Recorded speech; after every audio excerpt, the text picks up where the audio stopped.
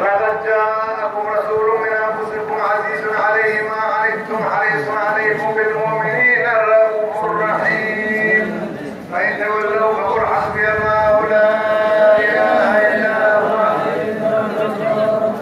الله الله الله الله لا إله إلا الله محمد رسول الله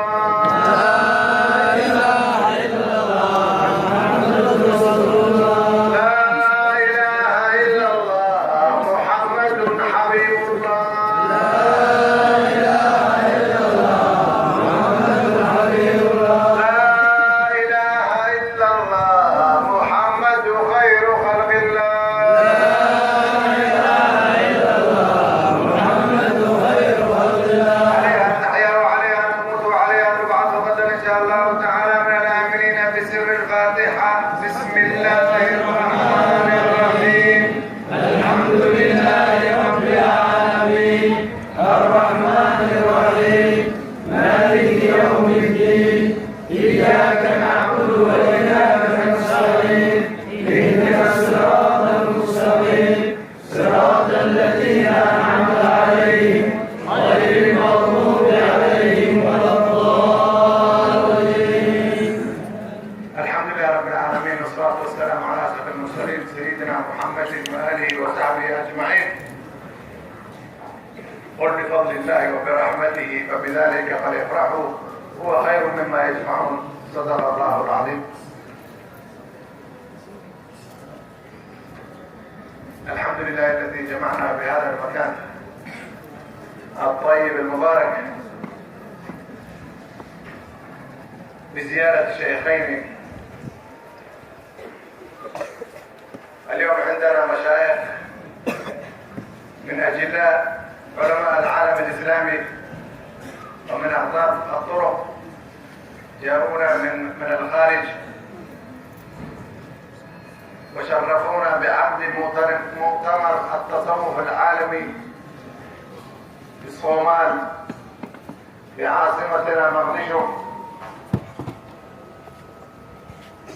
واليوم إن شاء الله تعالى 2 أو 3 منهم يلقون كلمات لاختتام هذه الزيارة التي بدأناها يوم 1 رجب كالعادة.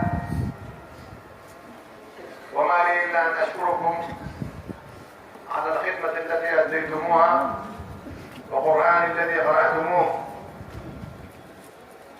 والعلم الذي نشرتموه. نقول الحمد لله ثم الحمد لله. هذه الزيارة أو الحولية 65 لشيخنا رحمه الله تعالى، ونحن وفقنا لخدمة المسلمين فيها وإحياء سنة الحبيب صلى الله عليه وسلم.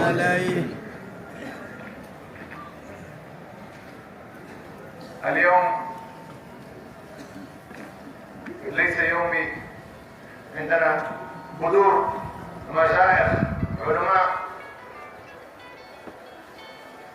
من أهل العلم والفضل ومن ناس الطريق. لضيق الوقت أختم كلماتي هذه وأترجم ما قلته بالصومالية وبعدين أرحب بالمشايخ بإذن تعالى.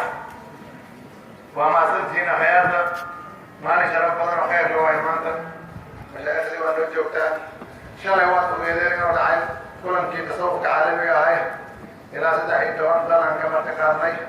الحمد لله مشايخ وانا أبو يوسف لو درال كلا تبقيني من مصر أردن سوريا لبنان تركيا العراق المغرب العربي موروكو السنغال وهكذا جيبوتي ما صورنا لغيه من علماء السلام واسكوتي من وحي قالوا صاحب كجري جري علماء مشاغي هاي علماء رسمية ودين دي لا يفاق في سي وهذا أقول إن نفذ إيمانك ويؤتي وذكر بحيان وعلماء طرق الصوفية إما شاء الله خير الله كسيم آمين.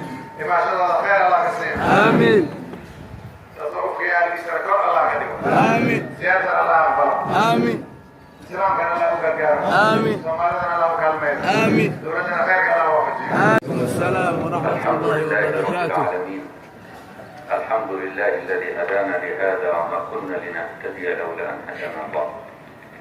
أشهد أن لا إله إلا الله وأشهد أن سيدنا محمد رسول الله صلى الله عليه وآله وسلم وشرف وكرم وبارك وعظم وعلى صحابته والتابعين والتابعين بإحسان إلى يوم الدين وعلينا معهم في كل لمحة ونفس عدد ما وسع علم الله. اعلموا عباد الله أن في هذا الزمان الذي كثرت فيه الفتن والشبهات لا سبيل لنا إلا بالتعلق برسول الله. مهما اختلفت مشاربها إلا أنها اجتمعت على حب رسول الله صلى الله عليه وآله وسلم. ولذا علينا أن نتعرف بهذا النبي وأن نتعلق به. نتعرف به من حيث شخصه الشريف ومن حيث أيضا روحانيته التي سبقت ظهور الشخص المحمدي، ونتعرف عنه من خلال العلم بشريعته وسنته وسيرته لنتعلق به التعلق الذي يؤدي إلى النجاة من كل فرقة ألف الله بين العرب به في أول الأمر، ويؤلف الله بين أمته في آخر الزمان أي أحد فرد صمد لم يلد ولم يولد ولم يكن له كفوا أحد.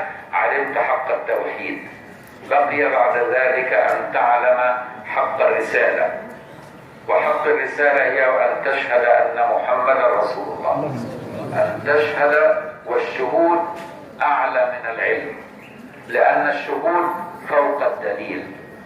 فأمة النبي تبدأ شاهدة وإن كانت تسعى في التعلم، فنحن برسول الله بدأنا من حيث انتهت به الأمر. رسول الله صلى الله عليه وسلم التعرف عليه يزكي، والتعرف عليه يرقي وينقي وينجي، ولذا وجب عليك أن تتعرف عليه. تتعرف عليه من حيث نسبه ومن حيث رسالته ومن حيث نشأته ومن حيث سلوكه لتتحقق بأحواله الشريفة. لقد كان لكم في رسول الله أسوة حسنة لمن كان يرجو الله واليوم الآخر وذكر الله كثيرا. إذا معرفة النبي اتخاذه أسوة ذكر الله كثيرا. هذه هي الثلاثة أركان التي يقوم عليها الإنسان المسلم الذي يبغي النجاة في الدنيا والنجاة في الآخرة والسعادة في كل أحواله. ولذا يجب علينا ألا نتعصب لمذهب ولا نتعصب لرأي، ولكن نتعصب لرسول الله الذي جاء لينزع من بيننا الفرقة والتعصب. وأي تعصب لغير الحق يقول عنه رسول الله صلى الله عليه وسلم أنه من الجاهلية، وأن الله سبحانه وتعالى ابتعث النبي لينزع جاهلية الأولى، الجاهلية التي تجعل التعصب للقبيلة أو التعصب للشيعة أو التعصب لمذهب أو التعصب لجنس أو التعصب حتى لرأي قابل للمناقشة. فإياكم أن تتعصبوا، والذي يتعصب علامة الجهل. كلما اتسع علمك اتسع الخلق جميعا. فعليك أن تهتم بالعلم والتعلم والتعليم والعمل بما علمت، لأن العلم والعمل به يثمر الأحوال الشريفة. لا ترتقي للأحوال الشريفة إلا إذا عملت بما علمت. ويجب عليك أيها المسلم عندما تتعلم أن تتحلى بالتواضع وبالتراحم، لأن العلم بغير تواضع يورث الكبر ويكون حجاب لا يوصلك إلى الله، بل حجاب العلم أشد من حجاب الجهل. ولذا وجب عليك أن تتراحم وأن تتواسى مع الناس وأن تتعاطف مع الناس. ومن لم يهتم بأمر المسلمين ليس منهم، وأن تعطف على الفقير، وأن تطعم الطعام. نبينا صلى الله عليه وسلم عندما هاجر إلى المدينة أول ما قال حديث قاله عند وصوله للمدينة هو نفس الحديث الذي قاله قبل مرض وفاته بعد 10 سنوات. قال: أفشوا السلام وأطعموا الطعام وصلوا الأرحام وصلوا بالليل والناس نيام تدخلوا جنة ربكم بسلام. هذا الحديث الجامع الذي أراده رسول الله صلى الله عليه وسلم بدأ به هجرته عندما وصل المدينة، وأنهى به دعوته قبل مرض وفاته. هو نفس الحديث رواه بعد 10 سنوات بنفس لفظه صلى الله عليه وسلم: أفشوا السلام. وإفشاء السلام ليس هو قولك السلام عليكم، لكن إفشاء السلام بالقول وبالعمل وبالفعل. فعليك أن تكون حيثما حلل سببا لحدوث الرحمة وتبتعد عن الشقاق وعن النفاق وعن الفرقة وعن إشعال الفتن. فإياك أيها المسلم أن تكون سببا للتعرض للمسلمين، فالمسلم من سلم المسلمون من لسانه ويده، والمسلم كله على المسلم حرام، دمه وماله وعرضه. وحرمة المسلم عند الله أشد من حرمة الكعبة، وكلنا نعظم الكعبة، ومن يعظم شعائر الله فإنها من تقوى القلوب. فاعلم أن كل مسلم يسير على الأرض كأنه كعبة، عامله كأنه كعبة، محترم من جميع الجهات، بل تحيطه آلة من الاحترام. فإذا احترمنا بعضنا البعض وواسينا بعضنا البعض وقبلنا عذر المعتذر والتمسنا العذر لإخواننا وأحسننا الظن بالناس، سهل علينا أن نصل للولاية بأقل الذكر.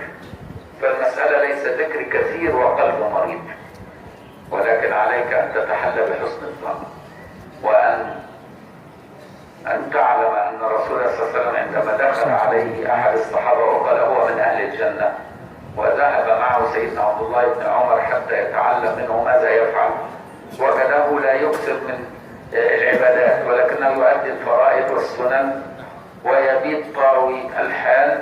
فسأله: ماذا تفعل أكثر من ذلك؟ قال: أبيت وليس في قلبي شيء لمسلم. فانزع كل بغضاء أو شحناء بينك وبين إخوانك. إياك أن تنازع الناس في دنياهم، فإن النزاع في الدنيا يورث الأعداء، والأعداء يدخل الشيطان. وعليك أن تحسن الظن بالناس وأن تخاطب الناس بالحسنى. وقولوا للناس حسنى، وقولوا للناس حسنى. أوصيكم ونفسي بذلك، ونسأل الله أن يوفقنا لذلك، وأن يمدنا بمدد رسوله الكريم، وأن ندعو لبعضنا البعض بظهر الغيب لعل الله يكبر كسرنا ويرفع شأننا وينجينا من فتن دنيانا، ويحفظنا في أنفسنا وأولادنا وآبائنا وأمهاتنا ومشايخنا وفي بلادنا وبلادكم وسائر بلاد المسلمين. وجزاكم الله خيرا. نشكر شيخنا الدكتور يسري، والآن نعطي الكلمة. نعم. طيب يا مولانا، مرحبا. عندنا 20 دقيقة قبل المغرب، كل واحد 5 دقائق إن شاء الله.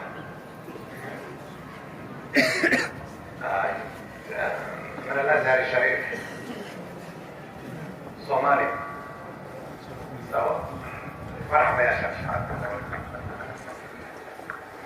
السلام عليكم ورحمة الله.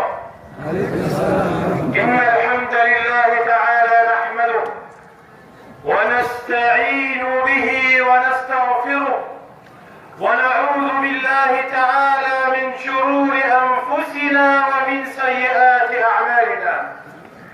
فمن يهده الله فلا مضل له، ومن يضلل فلا هادي له. وأشهد أن لا إله إلا الله وحده لا شريك له، وأشهد أن سيدنا محمد صلى الله عليه وآله وسلم عبده ورسوله وصفيه من خلقه وحبيبه. فاللهم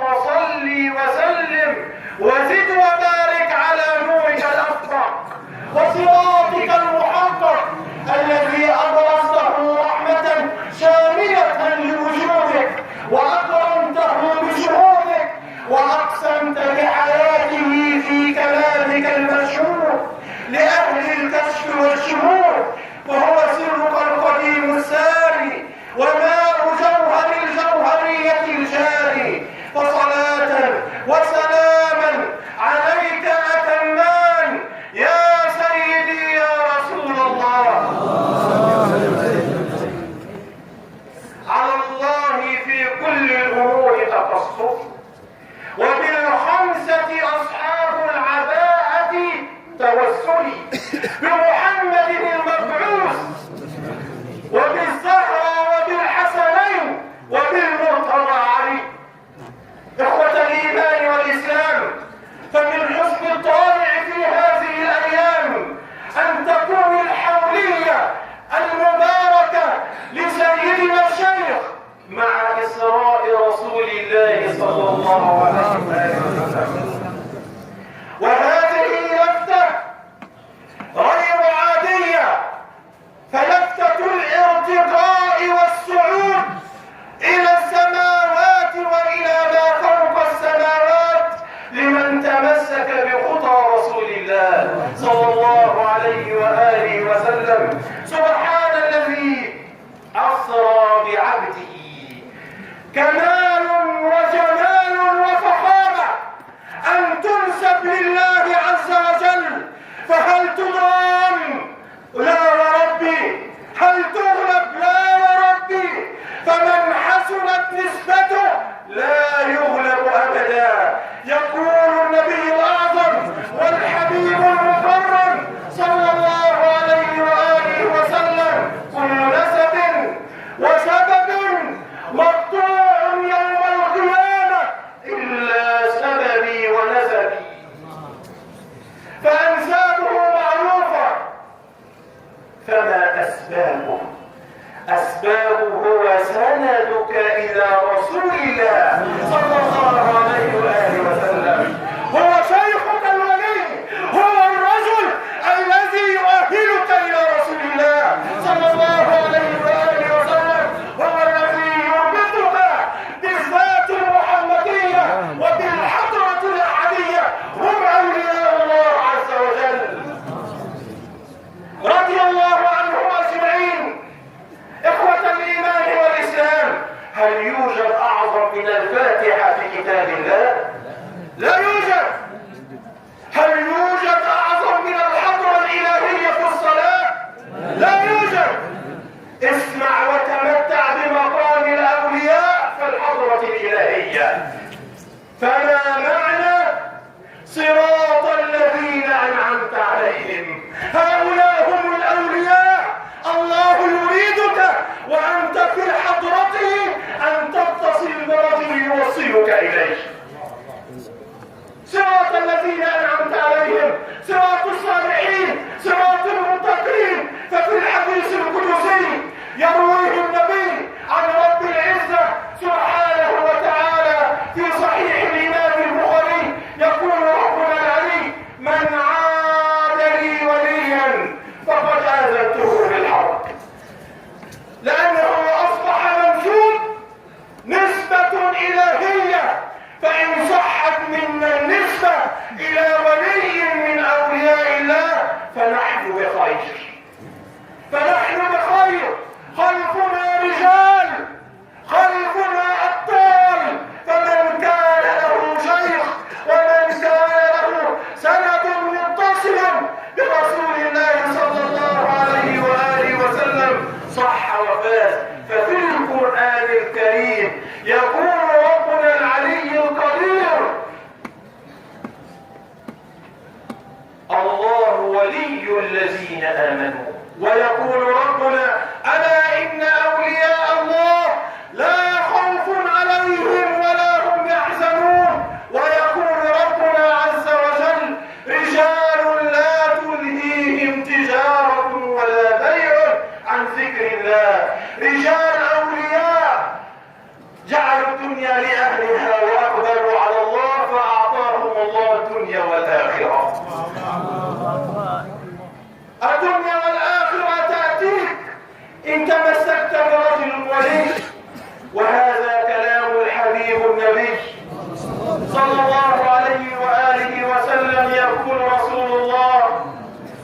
إذا كنت في فلاة أي في صحراء ولفلتت منك راحتك فنادي وقل يا عباد الله يا عباد الله يا عباد الله. من هم عباد الله إخوة الإيمان والإسلام؟ هم أولياء الله عز وجل، رجال صدقوا ما عاهدوا الله عليه. ويأتيك هذا طريقكم إلى طريق الحبيب، هذا طريقكم إلى طريق الحبيب. فجزاكم الله عنا كل خير لاستقبالنا ولسعادتنا. والله إن الكلام سيطول ولكن لضيق الوقت أجب عقارب الساعة تهاجمني، ولكن إن كانت فرصة لخطبت بحضراتكم بفضل الله عز وجل من طلوع الشمس إلى غروبها، حبا في السادة الأولياء وفي السادة الصالحين، وإكراما لحضرة النبي الأعظم والنبي الأكرم صلى الله عليه وآله وسلم. اللهم اجعل جمعنا هذا جمعا مرحوما وتفرقنا من بعده تفرقا معصوما، ولا تجعل فينا ولا معنا شقيا ولا محروما. اللهم لا تجعل فينا ولا معنا شقيا ولا محروما. اللهم احفظنا من بين أيدينا ومن خلفنا وعن أيماننا وعن شمائلنا.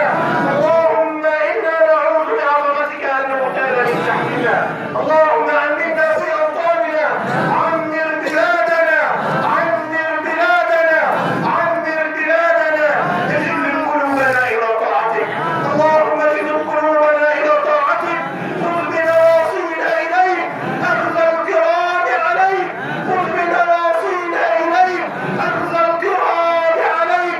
اللهم يا الله، اللهم يا الله، اللهم بالأولياء والصالحين وبالنبي الأعظم سيد المرسلين. اللهم لا ترد لأحدنا إجابة.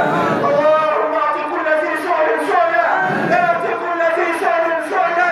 زد بين المديونين، زد بين المديونين. فرج الهم عن المهمومين، فرج الهم عن المهمومين، فرج الهم عن المهمومين. وعد الغائبين، نجح الطلاب يا رب العالمين. اللهم ارفع رايتنا راية شامخة عالية يا رب العالمين. اللهم يا ربنا بارك في هذا المكان، اللهم بارك في هذا المكان وفي داخله ومن أكل طعامه وشرب شرابه. اللهم بارك في هذا المكان وداخله ومن أكل طعامه وشرب شرابه. اللهم اجعله محطا للصالحين ومكان لتنزلات رحماتك يا رب العالمين.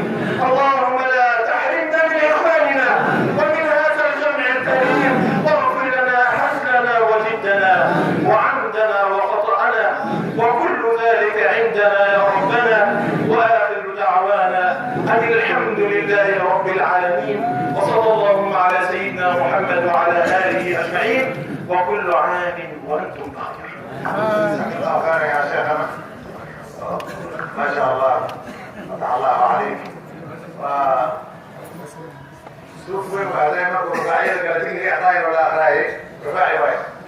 جزاه الله خير منه وقال قصدت هذا وعودي بين إمامك يا خليفة مساجد الشيخ عبد القادر الجيلاني بغداد. ما شاء الله. دكتور أنس العيساوي ويتفضل مشكورا.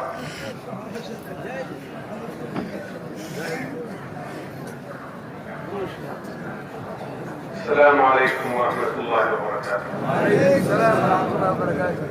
صلوا على رسول الله. اللهم صل وسلم عليه. صلوا ثانية على رسول الله. اللهم صل وسلم عليه. صلوا ثالثة على رسول الله.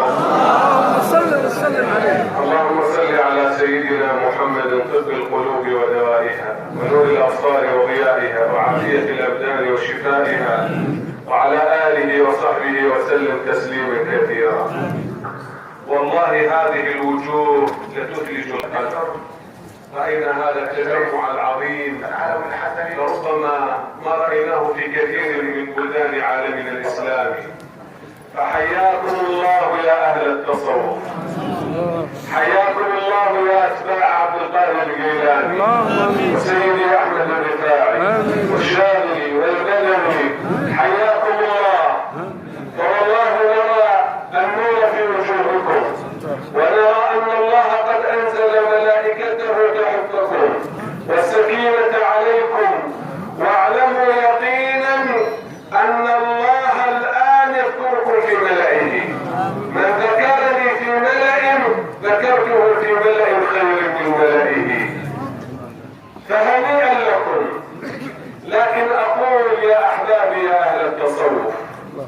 الذي يتصوف لا بد له أن يتخلق بأخلاق، أولها أن يقتدي برسول الله صلى الله عليه وسلم. وسلم عليه. وسيدنا رسول الله صلى الله عليه وسلم كيف تصل إليه؟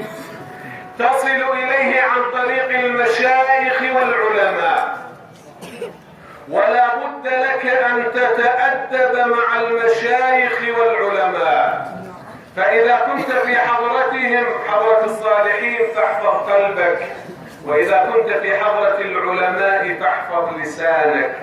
نتأدب معهم بالذي أمرنا به حبيبنا المصطفى صلى الله عليه وسلم، فهم الأبواب إلى رسول الله، ولا نستطيع أن نصل إلى رسول الله وإلى الله جل وعلا إلا عن طريقهم، لأن كثيرا من الناس لما دخلوا وأرادوا السير والسلوك إلى الله وإلى رسول الله عن غير طريق المشايخ ماذا فعلوا؟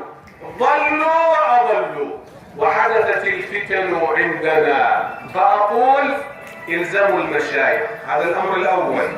الأمر الثاني سلامة القلب.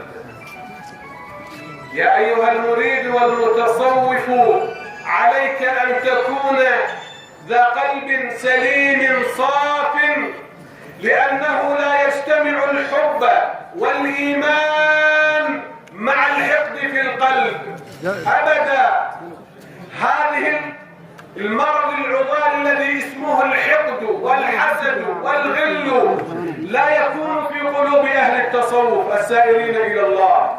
سيدنا النبي صلى الله عليه وسلم يوما يقول هذا الرجل الذي يدخل من أهل الجنة فيدخل من أصاغر الصحابة، يروح بعض الصحابة لكي يستفسر عن عمل هذا الرجل، عليك أنا ما عندي عمل لكنني ما وضعت رأسي على وسادتي إلا ونزعت ما في قلبي من غل على أحد من أمة محمد.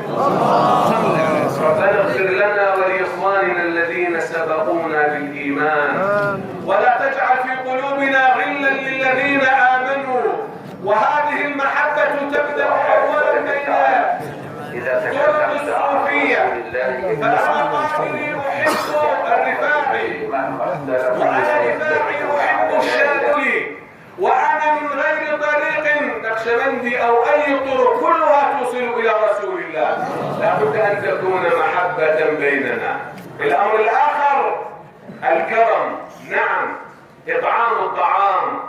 سيدنا عبد القادر الجيلاني رضي الله عنه وقدس سره يقول فتشت في العبادات فما وجدت أفضل من إطعام الطعام، رضي الله عنه وأرضاه. هذا هو طريق أهل الله جل وعلا.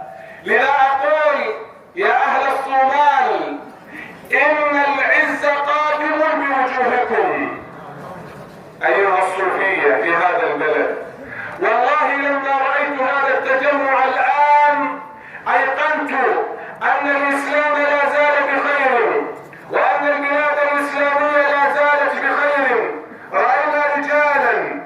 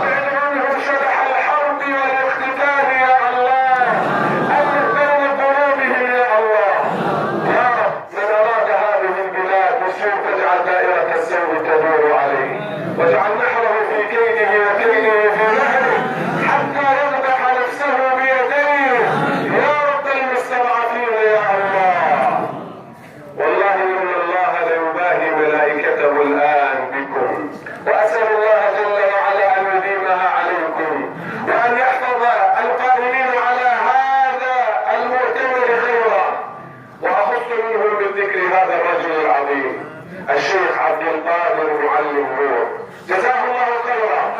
اسال الله ان يحفظه، وان يحفظ عياله، وان يحفظ اخوته، وان يمد في عمره، وان يعطيه الصحه والعافيه، وان يمكنه اكثر فاكثر حتى يقدم لاسلامه كثيرا وكثير. والسلام عليكم ورحمه الله وبركاته. عليكم السلام ورحمة الله وبركاته. جزاك الله خيرا يا شيخنا. كسر الله إمام في خليل في مساجدك هو الأعظم سيدنا عبد القادر الجيلاني. قدس الله سبحانه وتعالى. حواسه دواتي علماء وابد استهجائنا من مثل قد ابنه. هذا أردت كشتين علماء الإسلام كقصة عطم وتصوف وهردين وأنا ما أدري. الحمد لله. قالوا لا اله الا ان شاء الله تعالى. الحمد لله. ان شاء الله. هذا معهم معايا شيخ لانه ويناي واكاديميه عالميه تصوف قدوميه هو هو افتقانه قامنا يوم أشرفك. أدعو الآن إلى المنصة ليلقي كلمته ويختم سيدنا سيد محمد عجلان الحديد الحسن الرفاعي. تعال يا مولانا تعال. يلا بسم الله. ما عندنا الا 10 ابتسموا. تعال بينكم. بسم الله. قبل ان تلقي الكلمات نقول نيابه عن الاخوه. بسم الله. قالوا لا تسلم امرأة تلفون ولا شيخ ميكروفون. يعرفون قبل التلفون هودي بي على الهودي شيخنا ميكروفون هودي بي ما يواجه ما جتوا لا يولي لي هو اصحابه.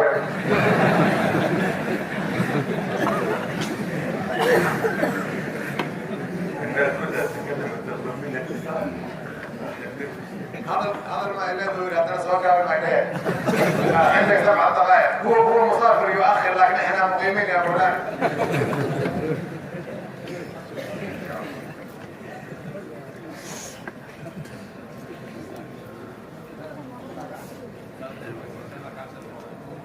الحمد لله رب العالمين.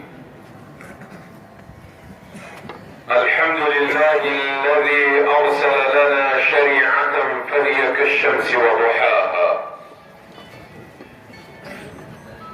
وأرسل لنا نبيا كريما فهو كالقمر إذا تلاها، وأيده بمعجزات قاطعات باهرات فهن كالنهار إذا جلاها. وأشهد أن لا إله إلا الله، وأشهد أن سيدي وسندي جدي رسول الله. اللهم صل على سيدنا محمد بقدر حبك له، وصل على سيدنا محمد بقدر حبه لك. اللهم صل على سيدنا محمد بعدد كل مشتاق لرؤيته،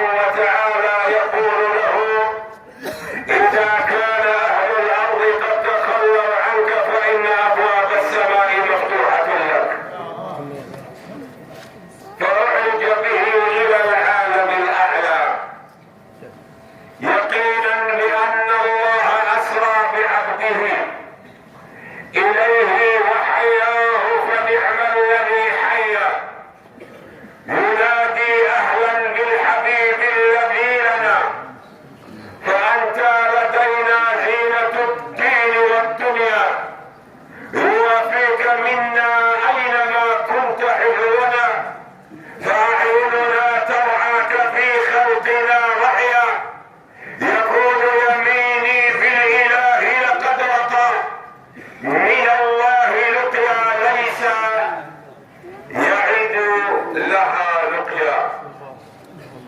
إخوتي الأعزة،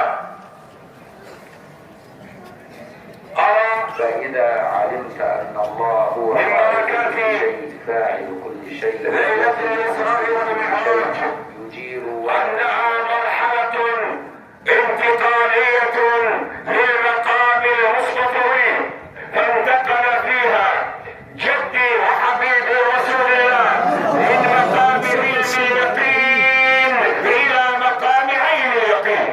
اللهم صل على سيدنا محمد. وهي بشارة لنا ولكم يا أهل الصومال.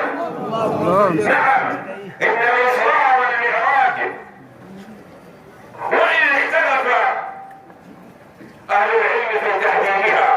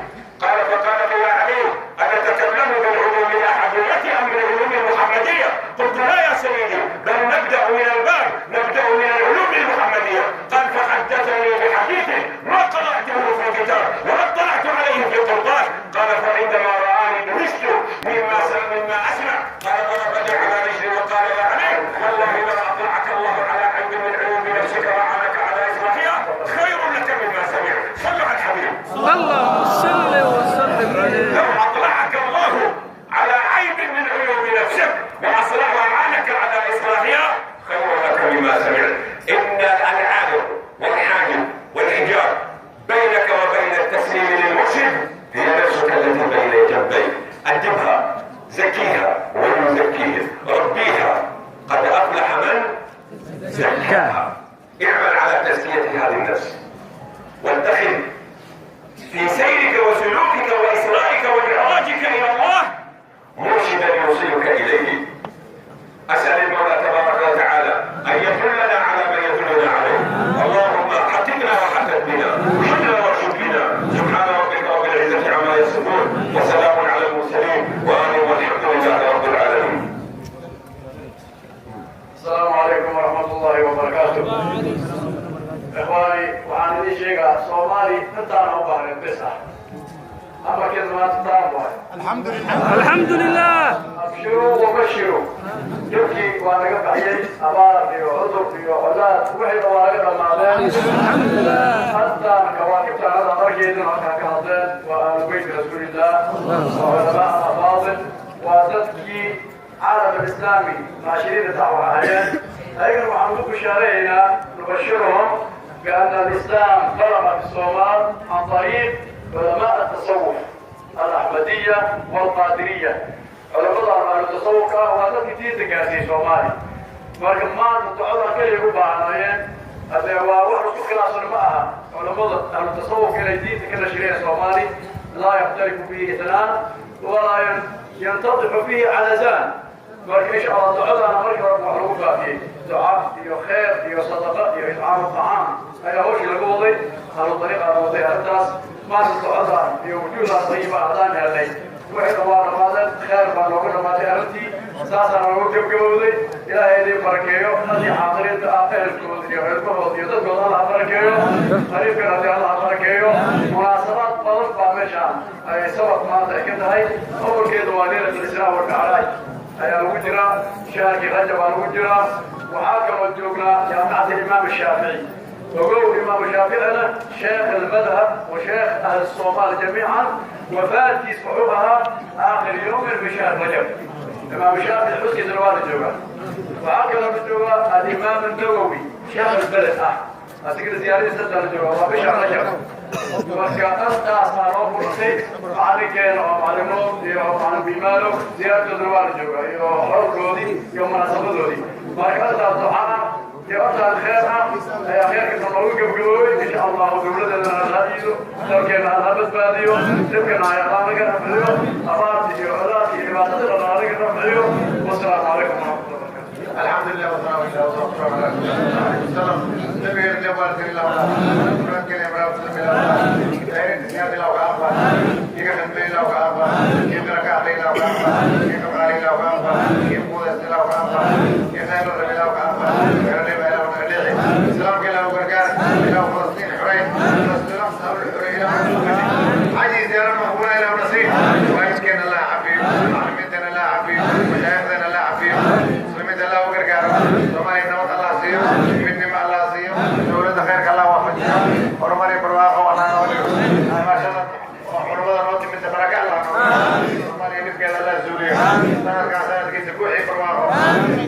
أول حنا لا نقول، عمل حنا لا نقول، ما لا نقول لا نقول، عذاب لا نقول، عرفنا ما لا نقول، شهيد كلا نقول. مركان جمالي رجلا وسكرات كنوف موضي، إلى وقبل وساشي سنوف موضي، إلى وسكرات كمالتي سنوف موضي، إلى ونبي شفاعي سنقير، حوكي سلا ونعفسي، جنة معي سلا ونقلق، إلى وجنة معي سنقلق، أنا ونرد مر إلى وجنة معي سنقلق، صلى الله عليه وسلم، شيخك الله ونحرسته، بإذن مقام الله من زيادة، على فرادس الجنان، ألا تجيب، أنا كانت تعيد كلا نوخذ. طفل موتي من تنبقى الله دام مراد كذا الله سهل ورمضان الله خير وسائر الله نوحيد صلى الله وسلم على سيدنا محمد. فاتحة الله خير إلا مراد الفاتحة.